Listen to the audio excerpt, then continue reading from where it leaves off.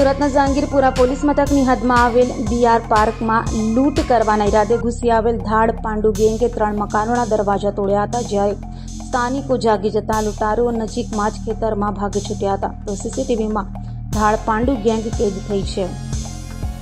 સુરતમાં ધાડ પાંડુ ગેંગ ફરી સક્રિય થઈ હોય તેમ લાગી રહ્યું છે, ત્યારે જહાંગીરપુરા વિસ્તારમાં ધાડ પાંડુ ગેંગ બીઆર પાર્કમાં લૂંટ કરવાના ઈરાદે ઘૂસી હતી અને લૂંટારુઓએ બીઆર પાર્ક રો હાઉસના 3 મકાનોને નિશાન બનાવ્યા હતા.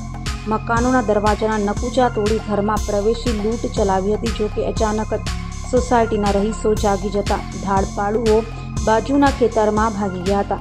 તો બનાવને લઈ સીસીટીવી ચેક કરાતા ધાડપાડુ ગેંગ સીસીટીવી કેમેરામાં કેદ થઈ હતી. હાલ તો બનાવને લઈ જહાંગીરપુરા પોલીસને જાણ કરાતા પોલીસે સ્થળે દોડી જઈ સીસીટીવીની મદદથી વધુ તપાસ હાથ ધરી છે.